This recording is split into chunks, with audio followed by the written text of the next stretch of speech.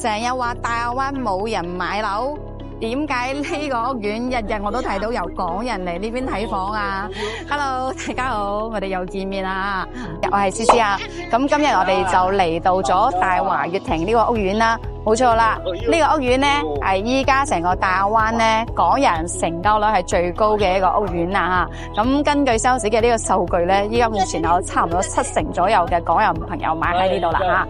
因為咧有好多港人朋友咧，佢話你唔需要講咁多啊，我就想要買個離地鐵口最近嘅，最好就可以實現我隨時想要翻香港嘅呢個交通啦。同埋咧，我就想買個細積嘅嚇，然之後又帶埋裝修俾我啦。OK， 咁如果你有遇上呢個需求嘅話，咁大華悅庭就啱晒啦嚇。咁今日思思咧就帶大家啦到呢個實體度睇下大華悅庭啦，呢個屋苑咧究竟有咩吸引點咧，俾到大家啦。好，咁我哋依家事不宜遲，就一齊去睇啊！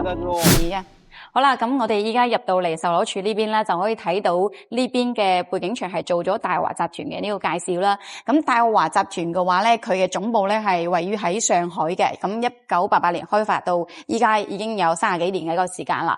咁之前如果有喺上海有住過嘅或者工作過嘅朋友嘅話，就可能比較了解啦。咁如果唔了解，我哋就大概去睇下先啊。咁大華集團嘅話咧，佢係有國資嘅呢個背景嘅嚇，所以佢嘅資金嘅呢個實力咧係比較雄厚啲嘅。咁包括嘅話咧，依家喺全國咧，佢已經係開發咗有18個8萬方嘅呢個大城，業主嘅話咧係有70萬嘅大華嘅呢個業主噶啦，所以可以話遍佈我哋全國啦。咁佢之前開發嘅區域咧，主要都係喺我哋1、2線嘅呢個城市啦，包括呢個珠三角區域啊，包括依家開發到呢個大灣區嘅華南區域啊。咁其中咧就包括我哋惠州啦，周圍城市咧仲有廣州啊、江門啊同埋佛山啊咁樣嘅吓。咁我哋再睇翻旁邊呢度啦，係大華之前有開發過嘅呢啲樓宇同埋屋苑嘅社區啦。咁呢啲咧我哋都係可以睇到啊，都開發得品質啊各方面都係比較唔錯嘅吓。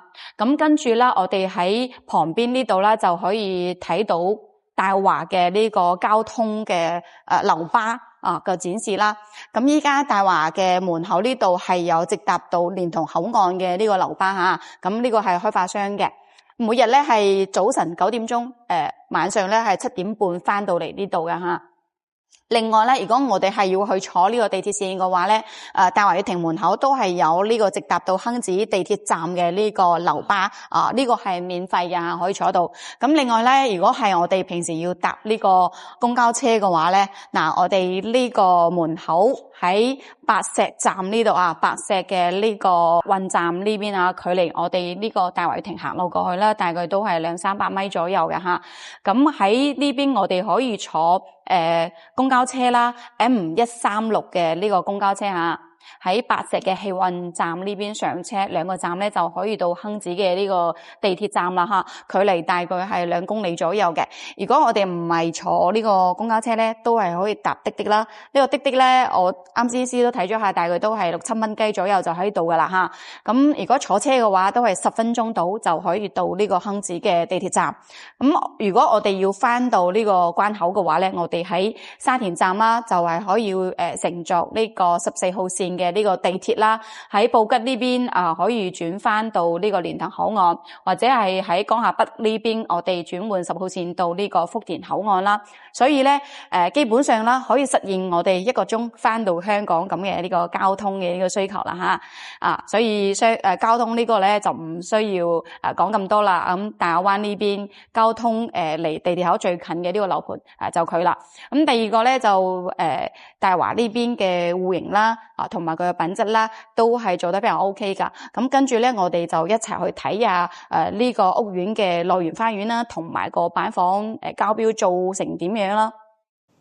好啦，咁我哋依家就從呢個售樓處咧，就行到呢個屋苑花園入邊咧，會經過咗呢個公寓樓下啦。咁我哋依家可以睇到開發商喺呢個下邊咧係做咗呢個健身會所㗎嚇。咁之前咧，思思都遇到好多客戶咧問我開發商有冇大會所啊？咁大華呢邊係做咗個健身會所嘅，呢個空間都 OK 㗎嚇。入邊有做咗跑步機啦，同埋啲舉重啊呢啲嘢嚇。嚇。咁平時喺呢邊跑下步啊，都可以睇翻自然嘅呢啲景色啊、綠化啊。咁旁邊呢度啦，仲擺咗座椅啦。咁平時我哋運動員喺呢邊飲杯咖啡啊，或者睇下書啊，都好 chill 㗎嚇。咁平時啲港人朋友如果係收工咗咧，翻到呢邊嚟想運動健身咧，我哋樓下就有啦。咁呢個咧就比較方便啦。咁跟住咧，我哋再去睇下個花園。咁我哋喺健身會所出去咗呢度咧，都係有一個人面識別嘅呢個門口㗎嚇，所以呢個都係比較智能同埋安全啦。咁依家現時我哋可以睇到大華悅庭呢邊已經收房咗嘅呢一部分嘅花園咧，已經係做好晒㗎啦。咁呢邊就係小朋友嘅呢個遊樂區啦，入邊嘅滑梯啊呢啲啊都係有做好咗㗎啦。同埋腳下嘅呢啲跑步嚇，都係有做咗㗎啦。咁平時喺呢邊小區運動啊都 OK 嘅，到就後期做好咗之後，花園就會更加大啦。咁我哋跟住咧再睇翻呢個入戶大堂嘅呢個位置啦。入戶大堂咧，到時候交房咗之後咧，都係同呢一個一棟係一樣㗎嚇。咁佢嘅入戶大堂呢邊咧都係做得都係 OK 㗎。咁吊頂嘅話咧，呢個層高都係差唔多有6米左右嘅。咁入戶大堂呢啲兩邊咧都係有鐵咗有瓷磚呢啲㗎嚇。咁我哋陣間咧就上翻去睇下嗰個示範單位嚇。雖然依家賣又唔係呢一棟啦，但係咧個示範單位同埋個質素嘅格局啦，同我哋陣間去睇嘅係一樣嘅格式嚟㗎嚇。好啦，咁我哋依家已經上翻嚟到咗樣板房呢度啦嚇。依家思思喺度嘅呢個積咧係75方嘅嚇，都係我哋港人朋友啦最感興趣或者買得最多嘅一個積啦。咁我哋依家先睇下佢嘅樣板房啊，咁大家咧都係參考下佢嘅格式啦，同埋裝修。咁交付標準咧，陣間咧我哋就去再詳細咁睇下。好，咁我哋依家入到嚟呢個門口呢度啦，開發商係做咗個呢個鞋櫃，就唔會浪費呢個面積啦嚇。咁喺我哋入嚟咗嘅左手邊呢個位咧，就係個廚房啦。呢度係可以做翻個 U 型嘅呢個廚房嚇。旁邊呢度啦，仲可以擺埋呢個雪櫃位。咁呢個空間嘅話咧，都係 OK 噶。我哋擺雙門嘅都可以。咁行出嚟咗之後咧，呢度就係個飯廳位。咁開發商係擺咗呢個4人位㗎嚇，因為買細積嘅咧，我哋通常都唔會太多人住啦，所以基本上4到6個人位嘅話，呢個都擺得落㗎啦。咁出嚟咗，跟住咧呢邊就係個客廳啦。客廳咧大概開間嘅話係3.4米左右嚇。客廳出嚟咗呢邊咧就係出陽台啦嚇。咁呢個陽台都中規中矩啊嚇。咁其實咧呢個光線我覺得都係比較好㗎啦，因為我哋依家喺嘅板房呢度咧係4層啊，咁成個客廳呢個光線我覺得咧都非常之開揚啦。咁我哋先睇下第一間睡房啦。喺我哋入嚟咗右手邊呢度咧，就係開發商做咗間次臥室啦。我哋第一間睡房，咁佢其實交付嘅時候咧，旁邊呢度係有一個飄窗位嘅嚇，咁開發商咧係做咗個榻榻米咁樣嘅設計咧，都係比較合理，而且係呢個空間咧會比較大啲啦。咁呢度咧我哋可以做個長輩房啦、長者房。咁喺呢個房間對面咧，呢度係個洗手間個位。咁78方嘅呢個積咧係做一個洗手間㗎嚇，但係嘅話咧呢個洗手間嘅空間，我覺得係比較之合理，而且又係比較大㗎嚇，因為佢係做到乾濕分離嘅。我哋嘅淋浴區喺呢入邊啊，然之後咧馬桶喺出邊洗手區咧就喺我哋呢個淋浴區出邊呢個位置，佢開發商咧係交付呢個位置咧都係夾好嚟嘅。咁如果係屋企我哋人多嘅時候咧，早晨都係會避免到啦。有啲人想刷牙洗面，有啲人想洗呢上呢個洗手間咁就錯開嚟啦，會比較方便啦。咁喺洗手間旁邊呢度咧就係我哋呢一間書房。咁其實開發商係做成一個房間嘅。咁應該大部分我哋港人朋友啦買呢個細積屋企都唔會太多人住嘅。咁所以呢間房咧到時候咧我哋作為個書房啊或者雜物房啊、辦公區啊就比較 OK 啦。咁跟住咧我哋再睇翻個主人房啦，即係第3間房。咁呢個主人房咧其實講實在啦，70幾方，你話做到又好大，其實講實話冇太大啊。不過咧，我哋如果係想揾個3房嚟講嘅話，呢個積數嚟所講嘅話呢個空間都 OK 㗎啦。咁旁邊呢度咧係擺咗有飄窗，開發商嘅話咧依家裝修嘅擺嘅呢張咧係1.5米嘅床，然之後兩邊咧係擺咗呢個長途櫃。咁衣櫃嘅位置咧就喺呢度啊。可以裝喺呢度啊嚇咁如果我哋到時候我哋想擺一個1.8米嘅床嘅話咧，CC個人建議啦，你到時候咧可以將個床咧擺埋靠近呢個飄窗位，因為佢高度係差唔多嘅咁我哋喺呢邊擺個長途櫃，咁我哋擺張1.8米嘅床嘅話咧係冇問題㗎嚇。咁好啦，咁我哋依家咧78方嘅呢個板房嘅話咧，就帶大家參觀完啦，我哋去睇下一個啦。咁我哋依家就行到咗呢一套係101方嘅呢個樣板房呢度嚇。咁入門呢度啦，左手邊咧就係公區嘅呢個洗手間啊。咁同時啦，佢呢度都係做咗係乾濕分離嘅嚇。咁呢個係3段式嘅開發商裝嘅呢種。同埋呢度咧帶埋一個全贈送嘅飄窗位都可以坐住嚟沖涼嘅。旁邊呢度啦就係馬桶同埋洗手台嘅呢個位置啦。呢度嘅鏡櫃係可以做得比較長啲嘅咁呢個位置咧，平時我哋翻屋企想急住上洗手間咧就比較方便啦咁右手邊呢度咧就係個鞋櫃位啦有預留咗呢個鞋櫃位，所以都唔會嘥嗰個空間嘅。咁101方呢一套嘅話咧，佢做嘅係成個係南北通透，又可以做大皇廳嘅呢個位置嚇。喺我哋左手邊呢度啦，就係第一間房啦。呢間房嘅話都唔細㗎，差唔多有成9個方左右啦。咁呢度嘅話咧，我覺得比較適合用嚟做個客房啦。因為呢度係可以做4間房嘅，呢度做個客房，然之後喺我哋呢間房間嘅對面呢度啦，就係成個即係客廳同埋飯廳位啦。因為呢個則咧係做到係大皇廳，成個皇廳咧係有5.9米，差唔多6米左右嘅呢個長度嘅，所以成個呢個空間感大家可以感受下非常之大氣啦咁佢嘅呢個推拉門呢個位置咧，上面係冇呢啲梁柱嘅咁因為有好多開發商做呢個大露台咧，中間係有啲梁柱嘅，咁呢度係冇嘅咁所以咧，我哋喺中間呢邊開窗開呢個推拉門嘅話咧，佢嘅成個景觀就比較好啦，而且咧冇遮擋出邊呢度嘅呢個露台都係非常之大咁到時候咧，我哋如果係想要呢個客廳更加大氣我哋CC都有個少少建議，都係可以將個推拉門啦，呢度 book 咗之後咧，出邊我哋成個呢個做個風窗，咁我哋呢個客廳嘅闊度嘅話咧，可以差唔多大1.5米左右，可以打出嚟呢邊咁成個客廳啦就會更加大氣。咁喺我哋飯廳呢個旁邊咧，就係廚房嘅呢個位置啦呢度咧係做咗 L 型嘅一個廚房啦，咁廚房呢度都係大咗有倉嘅所以都係個明廚嘅位置嚟嘅。咁我哋再睇下個客廳旁邊呢個房啦。咁喺客廳對面呢度啦，仲有第2間房。呢間房嘅話咧，佢係開發商啦，我哋裝修啦係做成一個兒童房啦。咁到時候咧，我哋如果屋企度冇咁多人住嘅情況之下咧，唔需要4間房嘅情況之下咧，呢度我哋比較適合做一個辦公區，即係做個書房或者係做個茶室。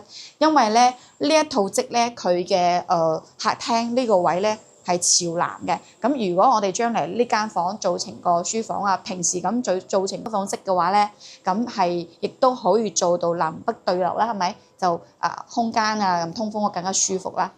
咁跟住入嚟咧，呢邊啦，左手邊就係我哋嘅呢個次臥室啦，即係睡房區。呢度嘅話咧，房間旁邊呢度咧都係有擺咗呢個飄窗，但係飄窗全部都係全贈送㗎咁開發商呢邊咧係擺咗1.5米嘅床啦，同埋床頭櫃、衣櫃嘅位啦。咁呢間房嘅話咧，我哋就可以用嚟做長輩房或者係我哋嘅睡房。咁對面呢度咧就係嚟到我哋呢個主人房啦。主人房呢邊嘅空間都 OK 嘅咁我哋擺張1.8米嘅床都 OK 嘅。開發商呢邊我哋擺嘅係1.5米嘅。旁邊呢度咧就係嗰個衣櫃嘅呢個位置。咁衣櫃旁邊呢度啦，跟住係帶咗有呢個主人房嘅洗手間嘅，都係做咗係乾濕分離嘅。我哋嘅淋浴區同埋我哋嘅洗手盤嘅位置，呢個洗手盤嘅位置其實都唔算細嘅，都比較大嘅。所以呢個101方嘅成個空間咧，佢亮率都係非常之高，可以做到大皇廳，又可以做南北通透嘅呢個戶型，仲可以做到4間房2個洗手間，所以呢套則咧就比較適合我哋屋企啦。可能平時翻嚟一家人過嚟呢邊會經常過嚟住嘅呢啲業主啦，或者係想追求更加舒適型嘅香港朋友嘅呢個需求啦。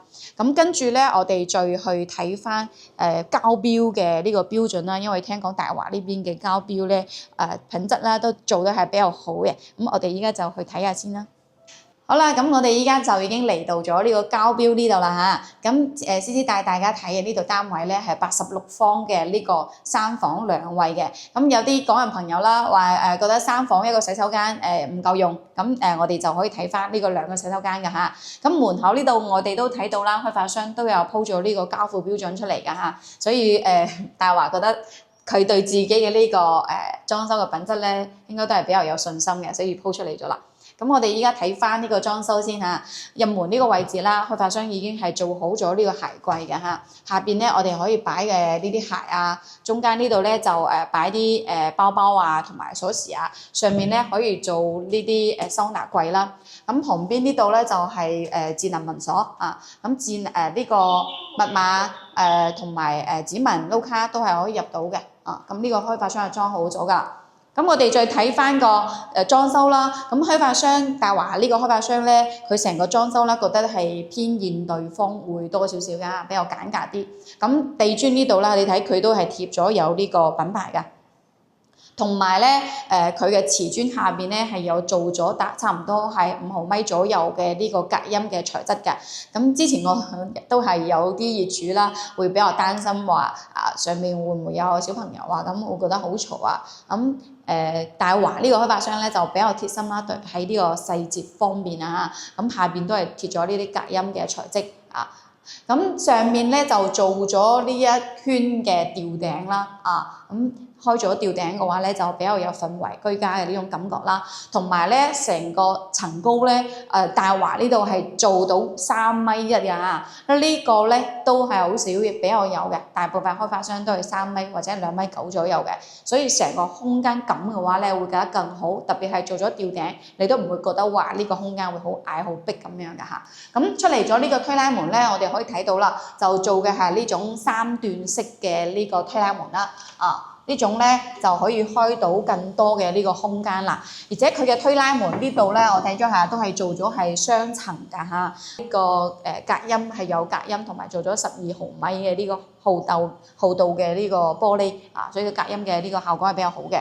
咁出嚟咗呢度咧，就可以睇到依家一期已經交付咗嘅呢個花園做得都係比較靚嘅，同埋樓間距咧，樓與樓之間嘅樓間距都做得比較遠啦，所以佢對呢個光線嚟講嘅話咧，就冇咩影響到啦。咁跟住咧，我哋再睇翻個廚房嚇。廚房嘅推拉門咧係做咗呢種吊軌嘅，都比較方便啦，方便打掃推門入嚟咗之後咧，呢個86方嘅廚房咧係做到係一個U 型嘅呢個廚房包括廚房呢度嘅呢啲電器咧，開發商都係貼咗有呢個品牌啦，老闆嘅呢個油煙機洗碗機燃氣灶呢個咧都係比較出名嘅喺呢度呢個牌子。咁包括啦，呢個洗碗機都係幫大家做好咗啦。咁對於好似我咁樣比較懶嘅人嚟講嘅話，呢個真係好貼心對於我嚟講咁另外嘅話咧，喺上面啦，開發商喺廚房度都係做咗有呢個涼霸都係有貼咗呢個品牌嘅。民族啦，同埋飛雕嘅呢個涼霸。咁夏天我哋喺廚房度煮餸嘅話咧，就唔會咁熱啦，係咪？旁邊呢度咧就係預留咗有個雪櫃位啦。咁呢個雪櫃位大概都係1米幾嘅呢個闊度。咁我哋擺個雙開門嘅雪櫃嘅話，空間都 OK 㗎。咁跟住咧，我哋再睇下個洗手間嘅呢個裝修。洗手間呢度咧，開發商做嘅係乾濕分離㗎嚇，咁成個呢個空間洗手間空間係夠大㗎啦，而且淋浴區呢個位置嘅咧，仲做咗3段式嘅呢個推拉門，即係我哋嘅呢個隔斷啦，咁呢個嘅話咧，都係比較好嘅，同埋呢個鏡櫃咧係比較長啊，呢個鏡櫃咧佢兩邊都係做咗收納㗎。所以呢個咧對於我屋企我自己生活用品比較多人嚟講嘅話，我覺得呢個咧都係比較方便嘅。呢個洗手盤嘅話咧都係夠大同埋上面嘅話咧呢邊洗手間仲做咗係呢個涼把㗎。之前有啲業主咧就屋企有老人家同埋小朋友嘅，佢就會比較在意呢個啦，因為冬天嘅時候比較凍嘅時候咧有個呢個涼把嘅話咧就比較方便，因為佢旁邊呢度啦可以睇到啦。佢係可以有吹風啦，有吹風啦，換氣啊，咁呢個咧對於有啲對洗手間呢邊冬天嚟講沖涼嘅話咧就比較舒服啦，係咪？所以呢個細節我覺得做得都 OK 㗎。咁我哋先睇下第一間呢個次臥室。呢個次臥室嘅話咧做咗係有飄窗㗎，飄窗呢度咧係做咗有呢啲瓷磚喺度嘅，咁平時咧，我哋喺呢邊都可以坐喺呢度睇下花園啊，咁個景色都唔錯㗎。咁呢個空間嘅話咧，我哋擺張米半嘅床啦，其實最好就貼住呢個飄窗嚟擺咯。咁呢個空間嘅話咧，會利用都比較好啲。房間呢度咧就做嘅係呢個地板嚟嘅。咁旁邊對面呢度呢一間咧就唔係好大。所以咧個人建議啦，我哋做個書房或者係做個雜物房咧就比較合適。跟住入嚟咧，呢邊就係主人房啦嚇。咁呢個對比75方嘅嗰個積數咧，呢邊係主人房多咗個洗手間嘅。咁主人房嘅呢個洗手間咧係做咗係 L 型嘅，我哋可以睇下係咁樣開門嘅，L 型嘅呢個。佢都係比較符合呢個空間啦。咁其實呢個洗手間唔算好大，但係咧對於百幾方2個洗手間嚟講嘅話，都 OK 夠用㗎啦嚇。咁呢邊跟住咧旁邊就係我哋嘅主人房嘅空間啦。呢個主人房嘅空間咧，同我哋啱先睇嘅70幾方嘅嗰個質素嘅空間差唔多大嚇。應該差唔多有十零個方左右嘅。擺個飄窗位，呢個都全部唔算積㗎啦。咁我哋咧依家就參觀完咗呢個交付標準啦。咁整體嚟講嘅話，大華呢個裝修嘅品質啦，特別係細節方面咧，我覺得做得係比較 OK 嘅嚇。OK 啦，咁我哋咧跟住就等下先同大家總結下大華呢邊嘅呢個小區啊。好啦，咁思思咧依家就同大家一齊嚟總結下大華悅庭嘅呢個屋苑啦。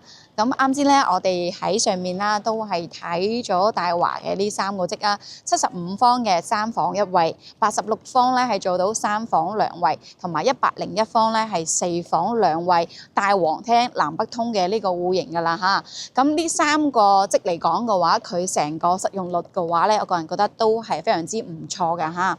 咁依家現時嘅話咧，喺賣緊嘅3、4座同埋6座咧，仲有少量嘅呢個貨量啦。呢3座咧係一個準現樓，今年10月份就可以交房㗎啦嚇。咁另外，如果咧我哋想要更多嘅樓層嘅選擇咧，大家都可以睇埋依家喺起緊嘅呢個9座啦。依家馬上咧就會去加推啦。